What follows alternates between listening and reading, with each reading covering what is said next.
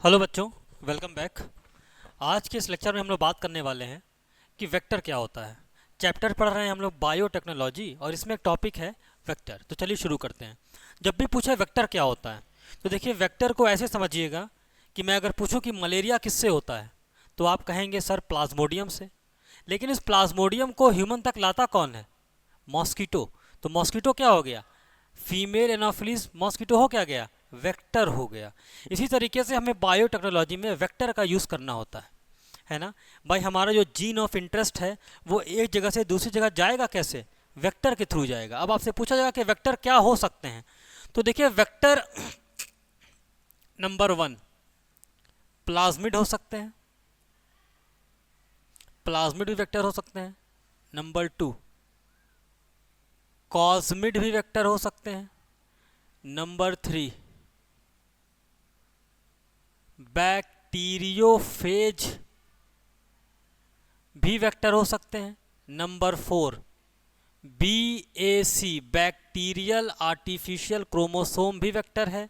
और number 5 YAC yeast artificial chromosome भी vector है। लेकिन जब भी मैं आपसे पूछूं कि बायोटेक्नोलॉजी में वेक्टर कितने तरीके के होते हैं तो आप सिर्फ प्लाज्मिड और बैक्टीरियोफेज ही बोलोगे। होते तो ये 5 हैं, बट जब मैं आपसे पूछूं कि वेक्टर कितने तरीके के तो आप सिर्फ 2 बोलोगे, प्लाज्मिड एंड बैक्टीरियोफेज। अब बेटा ये जो प्लाज्मिड होता है ना, ये प्लाज्मिड या तो एक हो सकता है या 2 हो सकता है, या कभी कभी इनका नंबर 15 से 100 भी हो सकता है या इससे ज़्यादा और हाइयर। और ये जो प्लाज्मिड है इनका यूज़ किया जाता है यूज़ टू, मतलब कुछ छोटे फ्रैगमेंट होते हैं, कुछ बड़े फ्रैगमेंट होते हैं। तो प्लाज्मिड जो होते हैं ना, प्लाज्मिड का यूज़ किया जाता है for small DNA fragment, use to carry small DNA fragment. वहीं अगर बात करें हम कॉस्मिड की, तो कॉस्मिड को यूज़ किया जाता है carry large DNA fragment, large DNA fragment. अगर बैक्टीरियोफेज की बात करें तो बेटा बैक्टीरियोफेज तो बहुत ही ज़्यादा छोटा होता है ना, तो इसकी कॉपी नंबर बहुत ही ज़्यादा हो सकती है। तो हम कह सकते हैं very high copy number, very high copy number. बस आपको इतनी बातें यहाँ याद रखनी है। तो जब भी मैं पूछूं वेक्टर कौन कौन से हैं तो आप 2 का नाम लेंगे, प्लाज्मिड एंड बैक्टीरियोफेज। प्लाज्मिड का यूज़ करते हैं to carry small DNA fragment, और वहीं कॉस्मिड का यूज़ करते हैं लार्ज DNA फ्रैगमेंट के लिए। बस हो गया, ख़त्म है। आगे बढ़ते हैं। अब बेटा हम लोग देखते हैं कि क्या क्या फीचर्स हो सकते हैं एक वेक्टर के, क्या क्या खासियत हो सकती है इसमें। फीचर्स ऑफ वेक्टर, है ना।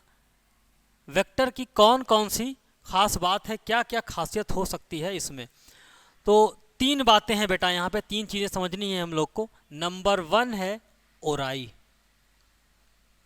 ओराई जिसे हम कहते हैं origin of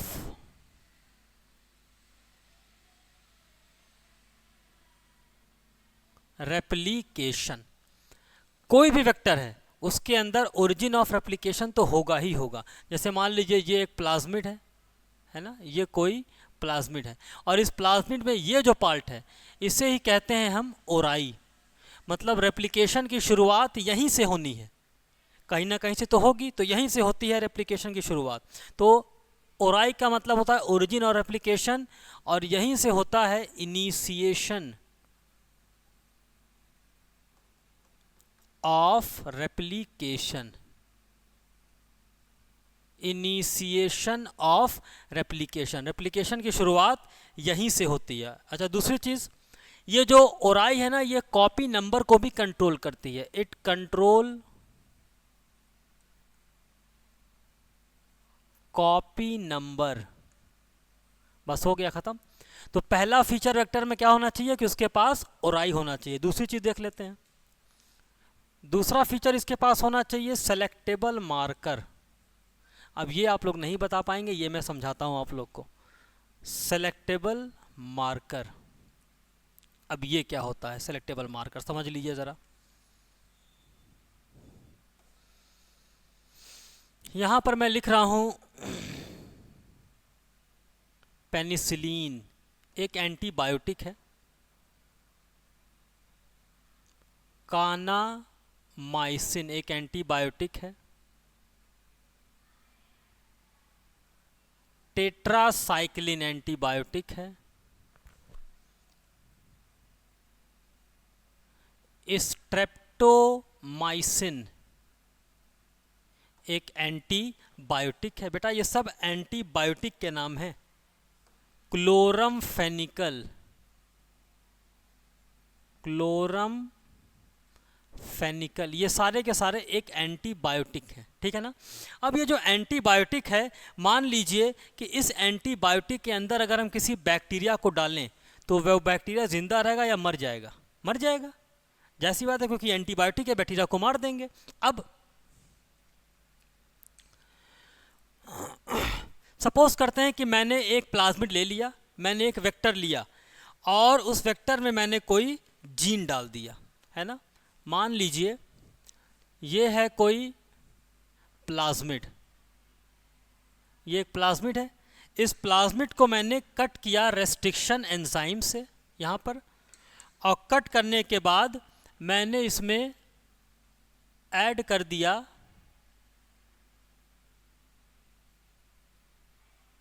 recombinant DNA, add कर दिया। अब ये जो स्ट्रक्चर बना इसे हम कहेंगे रिकॉम्बिनेंट डीएनए, है ना, रिकॉम्बिनेंट डीएनए। सपोज करिए मैंने ये जो जीन इसमें ऐड किया है, ये जीन कुछ और नहीं, एंटीबायोटिक रेजिस्टेंट जीन है। मान लीजिए इस जीन का नाम मैंने रख दिया एंटीबायोटिक रेजिस्टेंट जीन। अब इस एंटीबायोटिक रेजिस्टेंट जीन वाले डीएनए को मैंने एक बैक्टीरिया में डाल दिया, इसे मैंने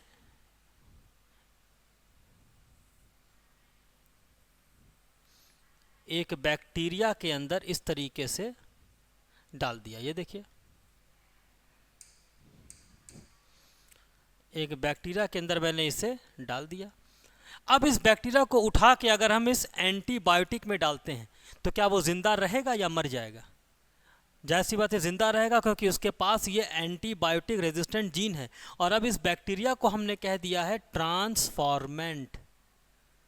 ट्रांसफॉर्मेंट, ट्रांसफॉर्मेंट उसे कहते हैं जिसके अंदर हमने रिकॉम्बिनेंट डीएनए को डाल दिया गया हो, उसी को हम ट्रांसफॉर्मेंट कह के बुलाएंगे बेटा, ठीक है। तो सोचिए अगर ट्रांसफॉर्मेंट को हमने इनमें से किसी एंटीबायोटिक के अंदर डाल दिया तो वो जिंदा रहेगा या मर जाएगा? जिंदा रहेगा।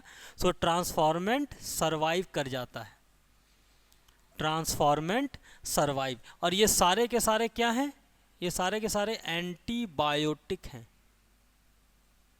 एंटीबायोटिक्स हैं ये सारे के सारे, ठीक है। तो अब अगर आपसे पूछे कि बेटा सेलेक्टेबल मार्कर क्या है, तो selectable marker antibiotic resistant gene है, ना कि एंटीबायोटिक। तो अगर सोचिए हमने पेनिसिलिन से रेजिस्टेंट जीन ले लिया तो हम कह सकते हैं ना कि penicillin resistant gene is a selectable marker. कभी भी एंटीबायोटिक सेलेक्टेबल मार्कर नहीं हो सकता, antibiotic resistant gene selectable marker हो सकती है। अब सोचिए मैंने इस जीन की जगह लगा दिया टेट्रासाइक्लिन रेजिस्टेंट जीन, और उसके बाद इस बैक्टीरिया को उठा के टेट्रासाइक्लिन में डिप कर दिया, तो ये बैक्टीरिया जिंदा रहेगा या मर जाएगा? जिंदा रहेगा, क्योंकि उसके अंदर ये टेट्रासाइक्लिन रेजिस्टेंट जीन है। तो याद रखिएगा कभी भी एंटीबायोटिक रेजिस्टेंट जीन नहीं होता, हमेशा एंटीबायोटिक रेजिस्टेंट जीन जो होता है वो सेलेक्टेबल मार्कर होता है, कोई एंटीबायोटिक सेलेक्टेबल मार्कर नहीं होता, ठीक है। तो इसे कहते हैं सेलेक्टेबल मार्कर, और सेलेक्टेबल मार्कर में हमेशा जो ट्रांसफॉर्मेंट है वो सरवाइव कर जाता है, बस खत्म। तीसरा है क्लोनिंग साइट। क्लोनिंग साइट या इसी को बोलते हैं रिकॉग्निशन साइट। रिकॉग्निशन साइट, ठीक है। चलिए, तो 3 प्रॉपर्टी हम लोगों ने पढ़ा। पहली है ओराई होना चाहिए, दूसरा वेक्टर के पास सेलेक्टेबल मार्कर होने चाहिए, और तीसरा उसके पास होना चाहिए क्लोनिंग साइट। अब ये क्लोनिंग साइट या रिकॉग्निशन साइट है क्या? बहुत आसान सी चीज़ें हैं, याद करिए, मैंने आपको बताया था। जैसे कि ये मान लीजिए कोई प्लाज्मिड है, ये कोई प्लाज्मिड है, और इस प्लाज्मिड को हमें कट करना है। ये इसका ओराई है मान लीजिए, हमें इस प्लाज्मिड को कट करना है। तो कट करने के लिए रेस्ट्रिक्शन एंजाइम की जरूरत पड़ेगी। एक रेस्ट्रिक्शन एंजाइम हमने लिया, तो वो रेस्ट्रिक्शन एंजाइम सबसे पहले क्या करेगा, आके डीएनए के से लग जाएगा और पूरे डीएनए का पहले इंस्पेक्शन करेगा, और वहाँ पर आकर रुक जाएगा जहाँ पर इसकी साइट होगी।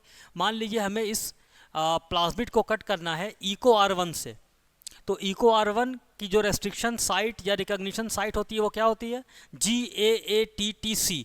तो मान लीजिए उसने वो यहाँ पर आकर लग गया और यहाँ से उसने इस प्लाज्मिड को कट कर दिया। तो यही है बेटा क्लोनिंग साइट या रिकॉग्निशन साइट। बात समझ में आ गई? अब अच्छा प्लाज्मिड वो होता है जिसके पास एक एंजाइम के लिए एक ही रिकॉग्निशन साइट होती है। सोचिए हमने इको R1 से इसको कट किया, यहाँ से कट कर दिया, ये यहाँ से इसको ऐसे कट कर दिया। अब यहाँ पर आसानी से हम रिकॉम्बिनेंट डीएनए जोड़ सकते हैं, जो हमारा जीन ऑफ इंटरेस्ट है।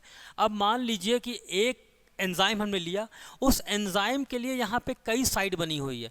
ये एंजाइम ने यहाँ से भी कट कर दिया, इस एंजाइम ने यहाँ से भी कट कर दिया, इस एंजाइम ने यहाँ से भी कट कर दिया। तो देखिए कितने सारे रिकॉग्निशन साइट हैं ना एक ही एंजाइम के। तो ये अच्छी बात नहीं है। अच्छा वेक्टर वो होता है जिसके पास एक रिस्ट्रिक्शन एंजाइम के लिए एक ही साइट हो। मान लीजिए यहाँ से हमने रिकॉम्बिनेंट डीएनए को ऐड कर दिया, लेकिन इसके जो टुकड़े हो गए ना, किसी काम का नहीं रहा ये। तो क्लोनिंग साइट, रिकॉग्निशन साइट वो साइट होती है जहाँ से रेस्ट्रिक्शन एंजाइम प्लाज्मिड को कट करता है, बट एक रेस्ट्रिक्शन एंजाइम के लिए सिर्फ एक ही साइट होनी चाहिए। एक से ज़्यादा साइट होगी तो डीएनए के तो टुकड़े हो जाएंगे। बात समझ में आ गई? तो किसी भी वेक्टर में 3 खासियत होनी चाहिए। पहला ओराई होना चाहिए, दूसरा उसके पास सेलेक्टेबल मार्कर होना चाहिए, और तीसरा उसके पास होना चाहिए क्लोनिंग साइट या रिकॉग्निशन साइट। चलिए थोड़ा सा और आगे बढ़ेंगे। अब आपको पढ़ना है बेटा एक PBR 322, बड़ा इंपॉर्टेंट है, हर साल यहाँ से क्वेश्चन पूछ लिया जाता है। PBR 322। P से क्या है? P से है प्लाज्मिड, B से बॉलिवर, R से रॉड्रिक्स। तो बॉलिवर और रॉड्रिक्स साहब ने सॉरी अपने लिए जो है एक अलग से प्लाज्मिड बनाया जिसको कहा गया PBR 322। ये एक तरह का वेक्टर ही है। आइए देखते हैं।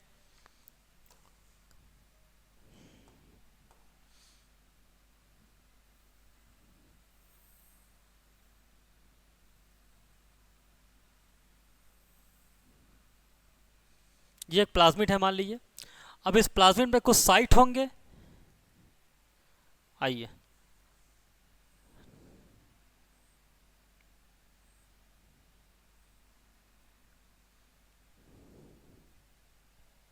ये है 1 2 3 4।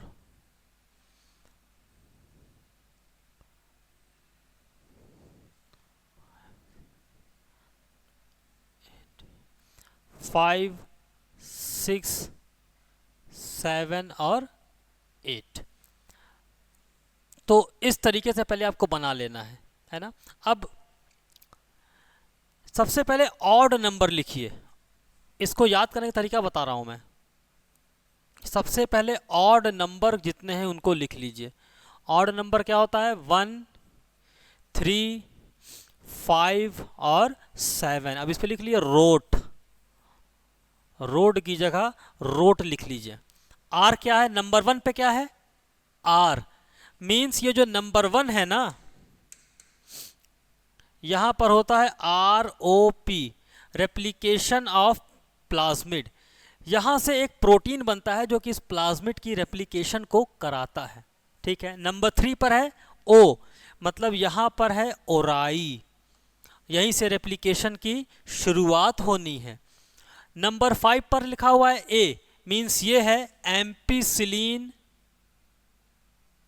एम्पीसिलिन रेजिस्टेंट जीन, इन्होंने यहाँ पे लगाया एम्पीसिलिन रेजिस्टेंट जीन। कई ये सब छोटे छोटे डीएनए के टुकड़े ही हैं, उन्होंने इन टुकड़ों को जोड़ के एक प्लाज्मिड बना दिया। और नंबर 7 पर है टी, तो टी से हो जाएगा टेट्रासाइक्लिन रेजिस्टेंट जीन, ये हो गया। अब यहाँ पर कुछ साइट भी हैं बेटा, जो आपको साइट याद करना पड़ेगा। जैसे कि 5वें पर 2 साइट है, PVU1, यहाँ पर 2 साइट है PVU1 और दूसरा है PST1, PVU1 एंड PST1, ठीक है। 5वें पर है ये साइट। अच्छा, अब अगर बात करें हम टेट्रासाइक्लिन रेजिस्टेंट जीन पे, तो वहां पर भी बेटा 2 साइट होती हैं, BAM-H1 एंड SAL1, BAM-H1 और SAL1। ये है क्या? ये सब रेस्ट्रिक्शन एंजाइम है, इनकी साइट यहाँ पर। जैसे कि अब PVU1 से काटेंगे तो वो यहाँ पे कट होगा, PST1 से काटेंगे तो वो यहाँ से कट करेगा, SAL1 से कट करेंगे तो वो यहाँ पे कट करेगा, BAM-H1 आपका यहाँ पर कट करेगा। ये सब रेस्ट्रिक्शन साइट हैं। अच्छा, अगर बात करें साइट नंबर 6 की, तो बेटा साइट नंबर 6 पे 3 होते हैं साइट, EcoR1, CLA1 और HindD3, यहाँ पर 3 होते हैं, EcoR1,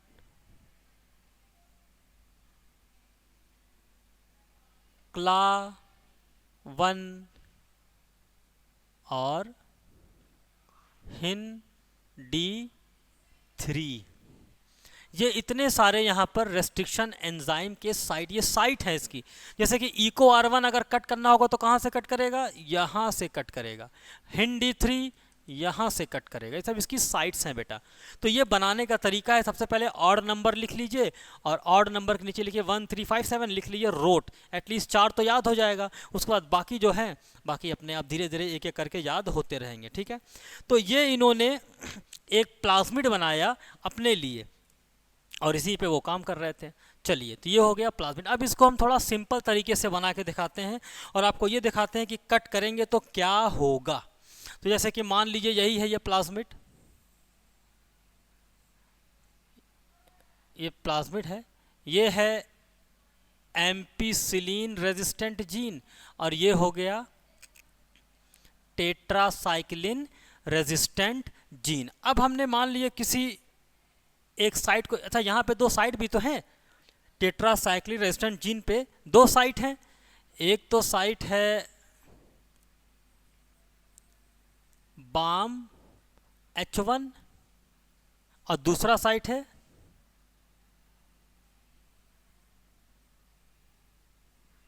SAL1, BAM-H1 and SAL1। तो चलिए, जैसे कि मानिए हमने BAM-H1 रेस्ट्रिक्शन एंजाइम को यूज़ किया, हमने यूज़ किया BAM-H1 रेस्ट्रिक्शन एंजाइम। तो जब हम इस प्लाज्मिड को कट करेंगे तो देखिए हमको क्या मिलेगा।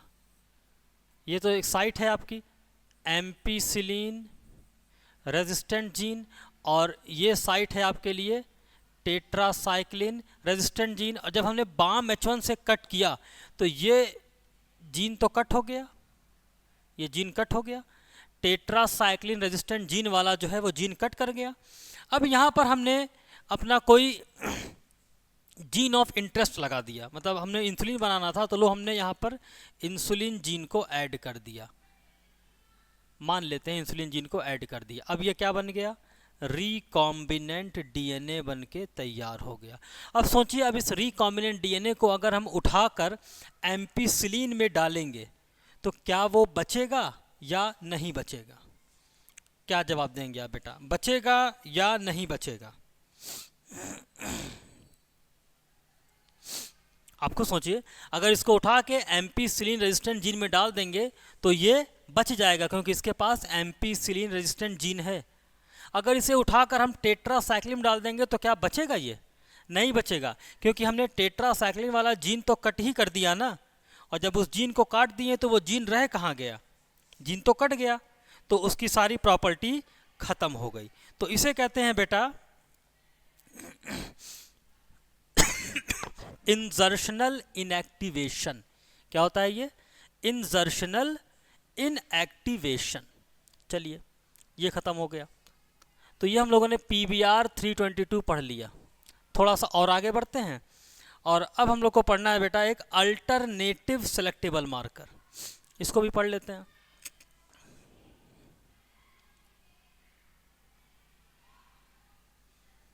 अल्टरनेटिव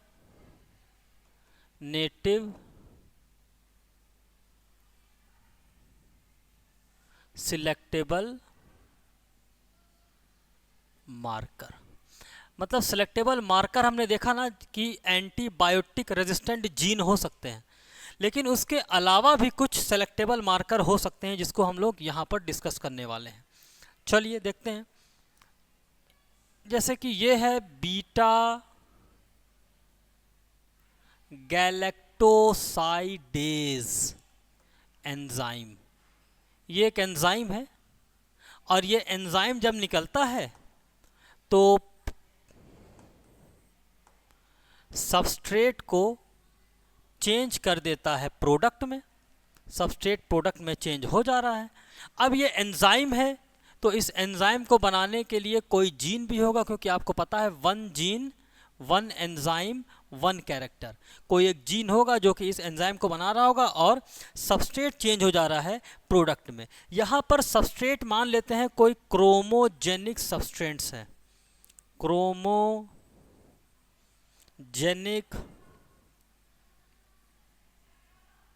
सब्सटेंस मतलब ये कलर देगा। जब ये चेंज होगा ना प्रोडक्ट में तो कलर देगा। ये कैसा कलर? ब्लू कलर की देगा, ब्लू कलर कॉलोनी।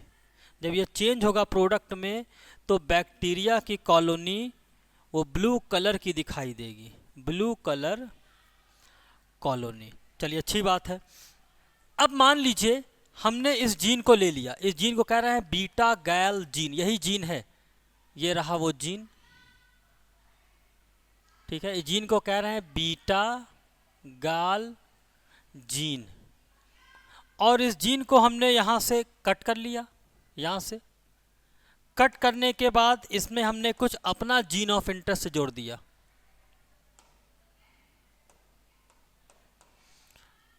ठीक है ना, हमें जो बनाना था वो हमने यहाँ पर इसको ऐसे ऐड कर दिया। अब ये क्या बन गया? अब ये बन गया रिकॉम्बिनेंट डीएनए। अब इस रिकॉम्बिनेंट डीएनए को हमने इंटर करा दिया होस्ट में, इंटर टू होस्ट सेल।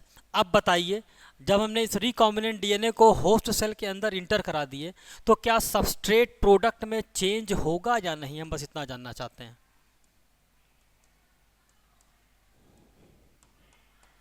देखिए, यही है होस्ट, ये इसकी मेम्ब्रेन है, और इसके अंदर हमने ये जीन डाल दिया, लेकिन इसको कट किया था यहाँ से और इसमें ऐड कर दिया ये है ना, ये रिकॉम्बिनेंट डाल दिया हमने इसके अंदर। अब जब जीन को हमने छेड़ दिया तो जीन तो इनएक्टिव हो गया।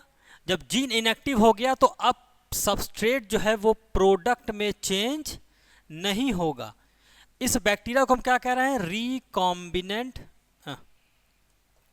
ट्रांसफॉर्मेंट। इसे हमने कहा ट्रांसफॉर्मेंट। तो क्या ट्रांसफॉर्मेंट कलर देगा? नहीं, ट्रांसफॉर्मेंट कलरलेस रहेगा। बस फिर से सुन लीजिए, मैंने कहा कि एक जीन है, ये जीन क्रोमोजेनिक सब्सटेंस को ब्लू कलर में चेंज करता है और बैक्टीरिया की कॉलोनी ब्लू कलर की हो जाती है। हमने क्या किया? इस बीटा गैल जीन को रिकॉम्बिनेंट डीएनए बना दिया, दूसरा जीन इसमें ऐड कर दिया, काट के दूसरा जीन ऐड करेंगे तो बीटा गैल जीन की प्रॉपर्टी तो ख़त्म हो गई। अब उसके बाद इसे हमने मिला दिया, डाल दिया होस्ट के अंदर। होस्ट के अंदर जब डाला तो बीटा गाल जीन तो काम नहीं कर रहा है, तो सबस्ट्रेट प्रोडक्ट में चेंज होगा नहीं, तो ट्रांसफॉर्मेंट जो है वो कलरलेस होते हैं। अगर आपको इतना सब कुछ नहीं याद करना है तो बस आप एक बात याद रखिएगा, ट्रांसफॉर्मेंट आर कलरलेस, बस इसी से सारे सवाल बन जाएंगे। मतलब जो रिकॉम्बिनेंट कॉलोनी होगी, भाई इन्हें हम रिकॉम्बिनेंट कहेंगे ना, ये ट्रांसफॉर्मेंट है या रिकॉम्बिनेंट है, तो रिकॉम्बिनेंट कॉलोनीज कैसी होंगी, कलरलेस होंगी, बस। तो यहाँ पर सेलेक्टेबल मार्कर की तरह काम कौन कर रहा है, कोई बताना चाहेगा? Beta galactosidase gene selectable marker की तरह काम कर रहा है यहाँ पे। चलिए थोड़ा सा और आगे बढ़ेंगे। तो हम लोगों ने PBR 322 भी देख लिया और वेक्टर के बारे में भी पढ़ लिया। अब देख लेते हैं बेटा प्लांट्स के लिए कौन कौन से वेक्टर यूज किए जाते हैं।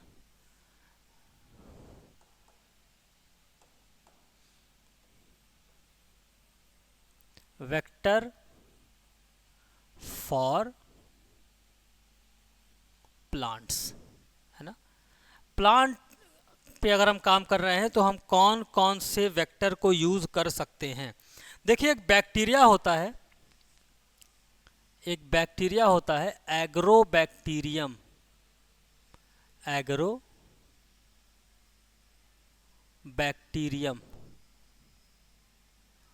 ट्यूमीफेशियन, एग्रोबैक्टीरियम ट्यूमीफेशियन, और ये कॉज करता है, causes tumour in dicot plant. Plant में ट्यूमर हो जाता है, अनकंट्रोल ग्रोथ हो जाती है। ऐसा क्यों हो जाता है? क्योंकि बेटा ये जो एग्रोबैक्टीरियम ट्यूमीफेशियंस है ना, इसके अंदर जो प्लाज्मिड है, ये देखिए, ये इसका मान लीजिए प्लाज्मिड है, और इस प्लाज्मिड के पास एक जीन होता है, इस प्लाज्मिड के पास एक जीन होता है जिसे हम लोग कहते हैं टीआई जीन। क्या बोलते हैं? TI gene. इस पूरे प्लाज्मिड को कहेंगे TI plasmid, tumour inducing plasmid, और इसके अंदर होता है टीआई जीन, ठीक है। अब अगर मान लीजिए हम इसके एक टीआई जीन को कट कर दें, डिसआर्मिंग, डिसआर्मिंग, अगर हम इसके टीआई जीन को कट कर दें तो कट करने के बाद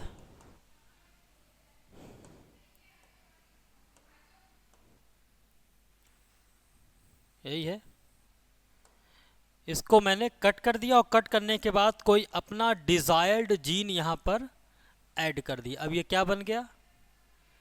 रिकॉम्बिनेंट डीएनए बन गया। फिर इसको मैंने इंटर करा दिया किसी होस्ट के अंदर, तो अब जो है ट्यूमर नहीं होगा। इसको मैंने इंट्रोड्यूस कर दिया, इंट्रोड्यूस्ड इन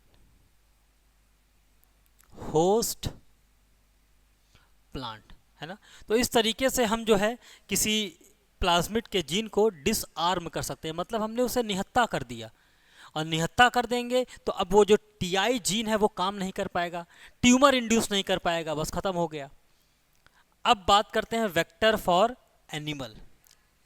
ये तो था प्लांट। तो प्लांट के केस में वेक्टर कौन है? Agrobacterium tumefaciens. नंबर 2,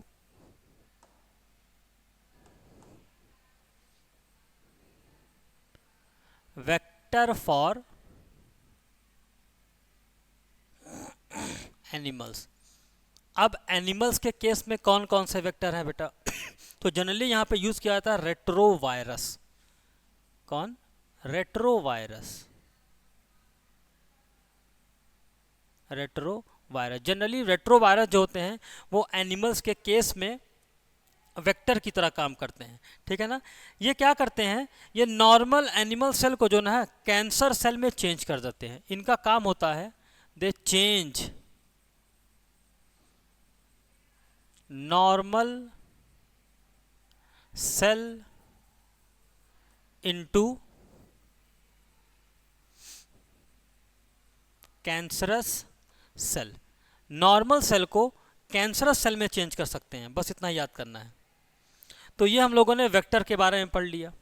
थोड़ा सा और आगे बढ़ेंगे तो प्लांट में कौन सा वेक्टर यूज़ करते हैं, एनिमल में कौन सा वेक्टर यूज़ करते हैं, बहुत इंपॉर्टेंट है, पूछा जाता है। अब ट्रांसफरिंग, स्टेप नंबर 5 पढ़ना है हम लोग को। Transferring of, step number 5,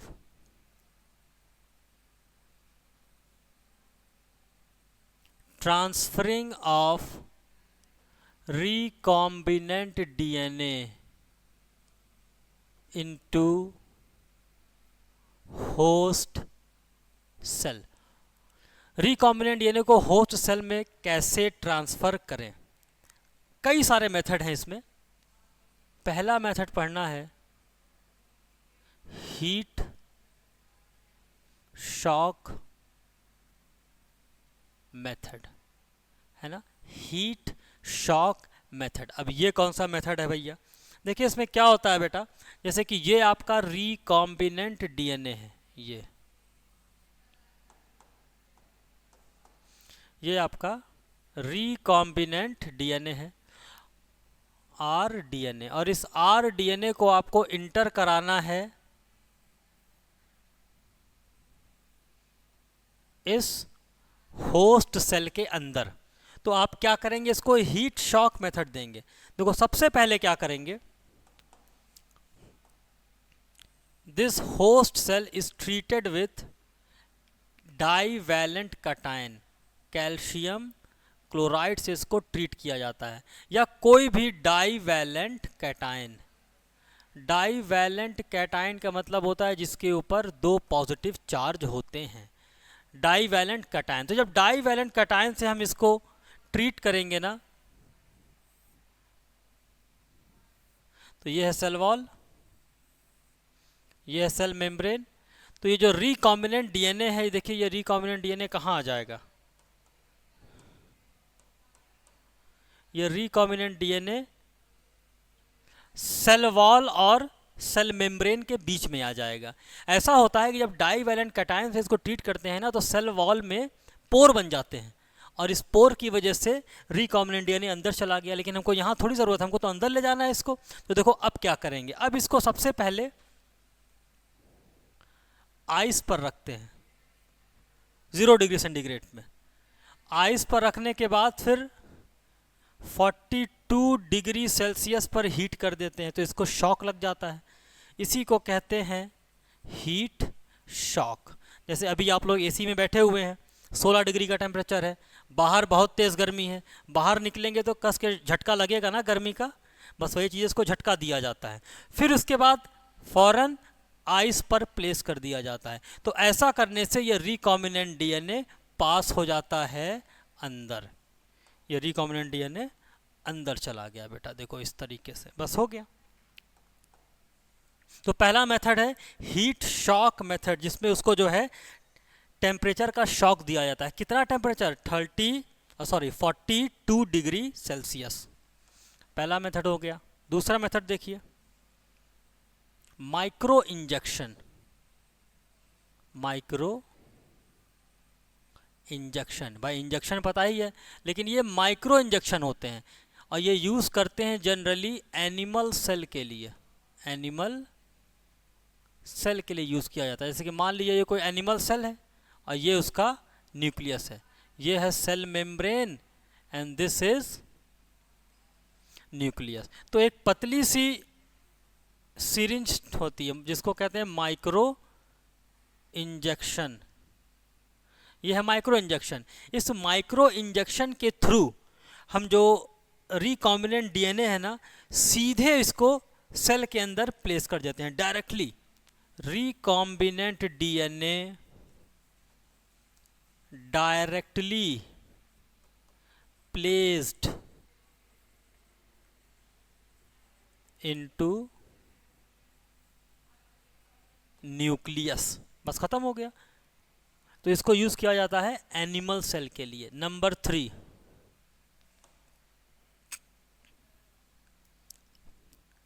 biolistic, या इसी को कहते हैं gene gun method, and this is use for plants. Plant के लिए यूज किया जाता है। देखो इसमें बेटा क्या होता है, इसमें एक गन होता है, और गन है तो बुलेट भी होगी। ये छोटी छोटी इसमें ये बुलेट है, लेकिन ये बुलेट बहुत महंगी होती है। दिस इज गोल्ड, गोल्ड या टंगस्टन की बुलेट होती है। इनको कहते हैं माइक्रो पार्टिकल्स। ये पूरा ऐसे लिख दें, दिस इज माइक्रो पार्टिकल। ये माइक्रो पार्टिकल है, मतलब छोटी सी बुलेट है। अब ये बुलेट किस चीज़ की बनी होगी, दो चीज़ की बनी हो सकती है, माइक्रो पार्टिकल कहिए या बुलेट कहिए। ये बुलेट बनी हो सकती है मेड अप ऑफ गोल्ड और टंगस्टन, गोल्ड या टंगस्टन की बनी होती है। और इसी बुलेट के ऊपर हम लपेट देते हैं अपने रिकॉम्बिनेंट डीएनए को, लपेट दिए, और लपेटने के बाद ऐसे होस्ट सेल है और आगे से गोली मारते हैं ऐसे, तो ये माइक्रो पार्टिकल सीधे जो है न्यूक्लियस के अंदर चला जाता है बेटा। ठीक है ना। तो ये है बायोलिस्टिक या जीन गन मेथड। नंबर 4, चौथा मेथड है बेटा इलेक्ट्रोपोरेशन। इलेक्ट्रोपोरेशन बहुत आसान है। इलेक्ट्रो मतलब यहाँ पर हम इलेक्ट्रिक करंट का यूज़ करने वाले हैं, पोरेशन का मतलब पोर हो जाता है। तो जब हम इलेक्ट्रिक फील्ड अप्लाई करते हैं ना, तो इलेक्ट्रिक फील्ड अप्लाई करने की वजह से सेल वॉल में, सेल मेम्ब्रेन में पोर बन जाता है, और उस पोर के थ्रू रिकॉम्बिनेंट डीएनए सीधे अंदर चला जाता है। यहाँ पे ज़्यादा कुछ बताने की ज़रूरत ही नहीं है, इतना आप लोग को आता है। चलिए अब आगे बढ़ेंगे। तो नंबर 5 हो गया। नंबर 6 है कल्चरिंग। टोटल 7 स्टेप बताए थे ना। नंबर 6 है culturing the host. Culturing the host. अब इस होस्ट को कल्चर करना है। क्यों कल्चर करना है भाई? दो तरीके से कल्चर कर सकते हैं इसको। ये कल्चर हम दो तरीके से कर सकते हैं, एक स्मॉल स्केल कल्चर और दूसरा है लार्ज स्केल कल्चर। ये जो स्मॉल स्केल कल्चर है इसको किया जाता है लैब में, इन आ लैब, और लार्ज स्केल कल्चर किया जाता है बड़े बड़े भगोनों में, जिसको कहते हैं बायो रिएक्टर। ये बायो रिएक्टर कोई बहुत तोप चीज़ नहीं है, भगोना है, बड़ा बड़ा भगोना समझिए इसको। ठीक है ना। तो दो तरीके से हम इसको कल्चर कर सकते हैं, small scale and large scale. चलिए समझिए पहले स्मॉल स्केल में क्यों करेंगे। जैसे कि मान लीजिए ये है टेस्ट ट्यूब। इस टेस्ट ट्यूब के अंदर हमने इंसुलिन जीन बनाया है। ये है रिकॉम्बिनेंट डीएनए, और ये रिकॉम्बिनेंट डीएनए जो है एक प्रोडक्ट बना रहा है जिसे हम लोग इंसुलिन कह रहे हैं। अब इस इंसुलिन को यहाँ से पहले निकाल के चेक किया जाता है कि वो ठीक ठाक है, काम तो कर रही है, कहीं किसी एलर्जी में तो इन्वॉल्व नहीं है। अगर सब कुछ ठीक रहता है तब लार्ज स्केल पर कल्चर करते हैं।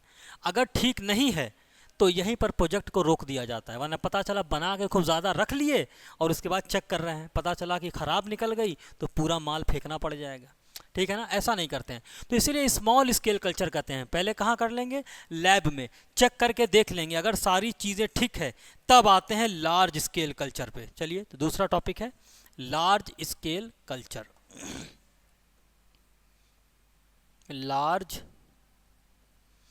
Scale culture. और अभी मैंने बताया कि ये जो लार्ज स्केल कल्चर है ना, ये इसके लिए भगोनों का यूज़ किया जाता है। उन भगोनों को बोलते हैं बायो रिएक्टर। Bio reactor. अब ये बायो रिएक्टर दो तरीके के होते हैं, एक तो स्टीयरिंग टाइप और दूसरा sparged type. Bioreactor are two type, steering type और दूसरा है स्पार्ज्ड टाइप, है ना। Steering type, sparge type. अब दोनों को पढ़ लेते हैं। पहले स्टीरिंग टाइप पढ़ेंगे हम लोग। आइए सबसे पहले देखते हैं कि स्टीरिंग टाइप क्या होता है। स्टीरिंग टाइप, इसमें एक बड़ा सा भगोना टाइप होता है और इस बड़े से भगोने टाइप में जो है हमने कल्चर करना शुरू किया है। ये देखिए, इसके अंदर हम कल्चरिंग शुरू करें। ये है कल्चर मीडिया, मतलब इसके अंदर बैक्टीरिया हैं। ये बहुत सारे बैक्टीरिया इसके अंदर हैं। एक डिवाइड करेगा 20 मिनट में तो कितना बना लेगा? 2। फिर ये डिवाइड करेगा तो बना लेंगे 4। फिर डिवाइड करेगा तो ये बना लेंगे 8। ऐसे ही बहुत सारे बैक्टीरिया इसके अंदर घूम रहे हैं, बहुत सारे हैं। ये देखो बहुत सारे हैं, ठीक है। उन्हीं का ये मीडिया है। अब इनको डिवीज़न के लिए चाहिए क्या? इनको डिवीज़न के लिए खाना चाहिए। तो यहाँ से लगातार जो है दाना पानी इनको दिया जाता है। लगातार यहाँ से हम इनको ट्रांसफ़र करते हैं ऑक्सीजन एंड न्यूट्रिएंट्स, और इस ऑक्सीजन और न्यूट्रिएंट्स की मदद से ये लगातार जो है ग्रो करते रहते हैं, ठीक है। ये जो बायो रिएक्टर है ना, स्टीरिंग टाइप, ये काफ़ी बड़े बड़े होते हैं, लार्ज वेसल्स होते हैं। लार्ज वेसल्स कितने बड़े? 100 से 1000 लीटर के हो सकते हैं ये। भाई हमारे घर में जो कुकर है 1 लीटर, 1.5 लीटर, बहुत ज़्यादा बड़ी फैमिली है तो 2 लीटर। लेकिन इतने बड़े बड़े नहीं होंगे। इतने बड़े बड़े हमेशा हम लोग इंडस्ट्रीज़ में यूज़ करते हैं, जहाँ पे लार्ज स्केल पे चीज़ों को कल्चर करना होता है ना। और ये सबसे कॉमन टाइप का भी होता है। जो स्टीरिंग टाइप है, it is most common type. It is most common type. Common type ये होता है। अच्छा, अब सोचिए ऑक्सीजन न्यूट्रिएंट्स दे रहा है तो ऑक्सीजन इस वाले बैक्टीरिया को तो मिल गया। इस वाले बैक्टीरिया को ऑक्सीजन कैसे मिलेगा? तो देखिए वहाँ पे क्या करते हैं, यहाँ ऊपर एक मोटर लगा देते हैं। ऊपर एक लगाया हमने मोटर, दिस इज मोटर, और इस मोटर से हमने ऐड कर दिया एक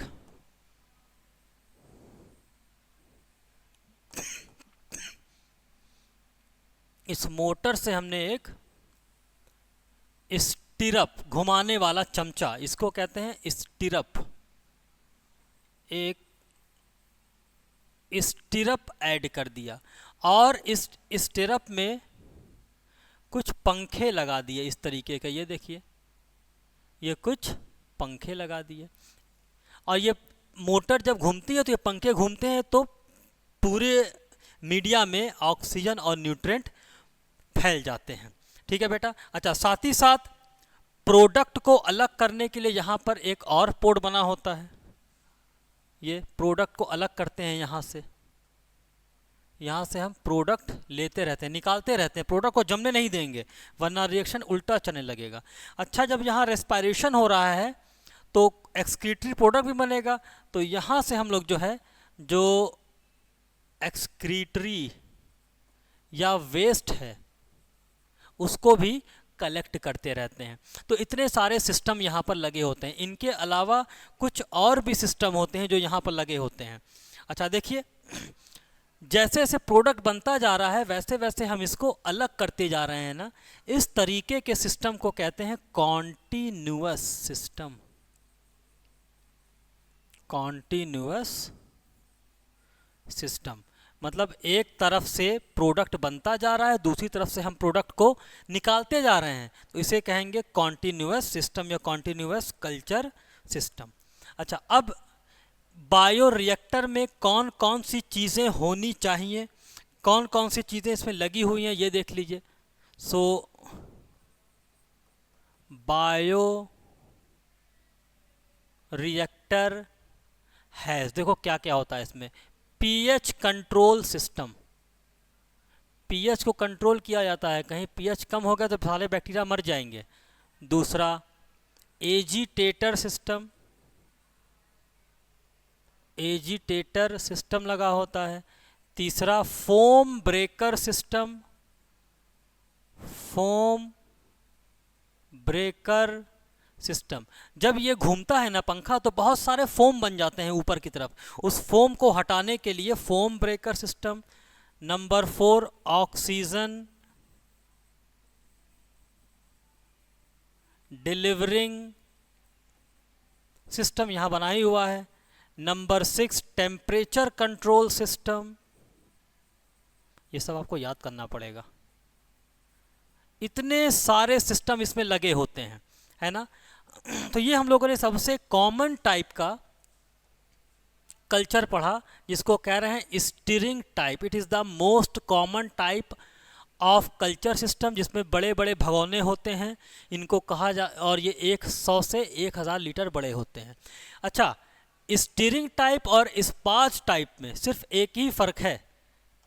स्पाच टाइप में जो ऑक्सीजन सप्लाई की जाती है, oxygen in form of bubble.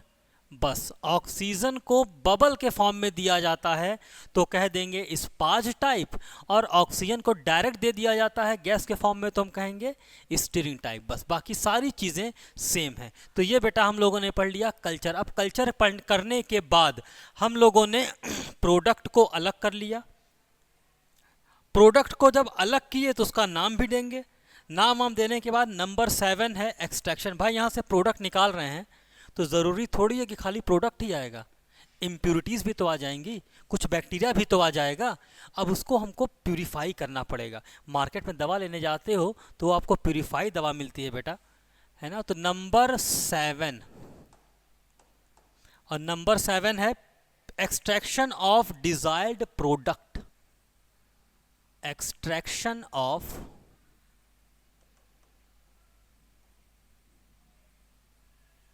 Desired product. अब किस तरीके से हम अपने प्रोडक्ट को अलग करेंगे तो इसके लिए आप लोग पढ़ चुके हैं भाई। सबसे पहले तो कल्चर कर लिया, और इस कल्चर को कहते हैं बायोसिंथेटिक स्टेज। कल्चर तो कर लिया, कल्चर करने को कहते हैं बायो सिंथेटिक स्टेज। कल्चर करने के बाद इसको निकाला, और निकालने के बाद हम करते हैं सेपरेशन एंड प्यूरिफिकेशन। अलग करेंगे सेपरेशन, फिर इसका करेंगे प्यूरिफिकेशन।